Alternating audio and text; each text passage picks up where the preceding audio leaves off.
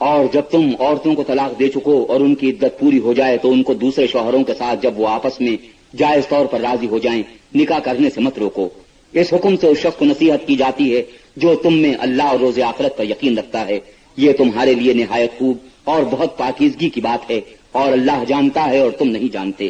اور مائیں اپنے بچوں کو پورے 2 سال دودھ پلائیں، یہ حکم اس شخص کے لیے ہے جو پوری مدت تک دودھ پلوانا چاہے، اور دودھ پلانے والی ماؤں کا کھانا اور کپڑا دستور کے مطابق باپ کے ذمے ہوگا۔ کسی شخص کو اس کی طاقت سے زیادہ تکلیف نہیں دی جاتی، اور یاد رکھو نہ تو ماں کو اس کے بچے کے سبب نقصان پہنچایا جائے اور نہ باپ کو اس کی اولاد کی وجہ سے نقصان پہنچایا جائے، اور اس طرح نان نفقہ بچے کے والد کے ذمے ہے، اور اگر دونوں یعنی ماں باپ آپس کی رضامندی اور صلاح سے بچے کا دودھ چھڑانا چاہیں تو ان پر کچھ گناہ نہیں، اور اگر تم اپنی اولاد کو دودھ پلوانا چاہو تو تم پر کچھ گناہ نہیں، بشرطے کہ تم دودھ پلانے والیوں کو دستور کے مطابق ان کا حق جو تم نے دینا کیا تھا دے دو، اور اللہ سے ڈرتے رہو اور جان رکھو کہ جو کچھ تم کرتے ہو اللہ اس کو دیکھ رہا ہے۔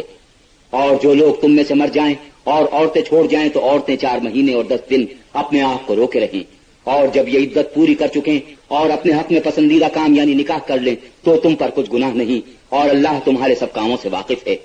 اگر تم کنائے کی باتوں میں عورتوں کو نکاح کا پیغام بھیجو یا نکاح کی خواہش کو اپنے دلوں میں مخفی رکھو تو تم پر کچھ گناہ نہیں، اللہ کو معلوم ہے کہ تم ان سے نکاح کا ذکر کرو گے، مگر ایام عدت میں اس کے سوا کہ دستور کے مطابق کوئی بات کہہ دو پوشیدہ طور پر ان سے قول و قرار نہ کرنا، اور جب تک عدت پوری نہ ہو نکاح کا پختہ ارادہ نہ کرنا، اور جان رکھو کہ جو کچھ تمہارے دلوں میں ہے اللہ کو سب معلوم ہے، تو اس سے ڈرتے رہو اور جان رکھو کہ اللہ بخشنے والا اور علم والا ہے۔